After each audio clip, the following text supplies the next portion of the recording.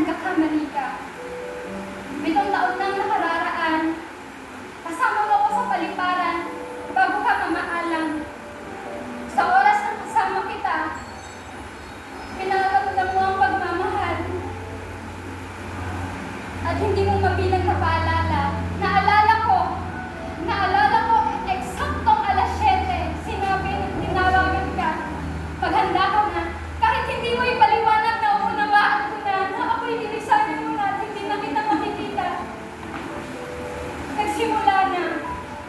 Nagsimula na umagos ang aking mga luha, na kami mga anak mo'y lilisanin mo na.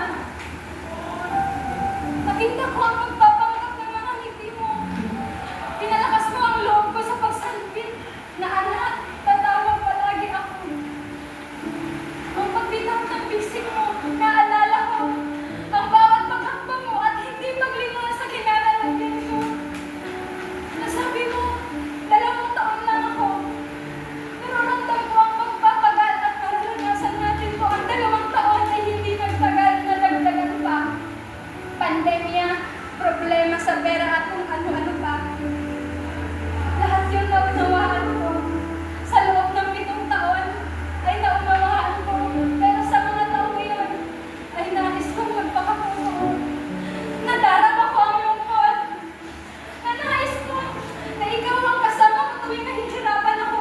Na ikaw ang karamay ko tuwing nalilito ko. Na nakikita mo ang bawat tagumpay ko. Naiingit ako sa mga klase ko dahil sila inaasikaso pero kapaligtaran na ginagawa ko. Pag-uwi ko, ako ang tumatayong nanay sa mga kapatid ko. At ayaw ko maranasan na pagdating ang panahon na pananatili sa mundo ay maging bitin ang pagmamahal ko. Ang pagmamahal ko na hindi ko maaari na sabihin ko sa'yo, manatili ka na nawa sa aming piling. Opo, Ma. Namumulila ako sa'yo at uulitin at ididiin ko. Ang anak mo'y namumulila na sa'yo.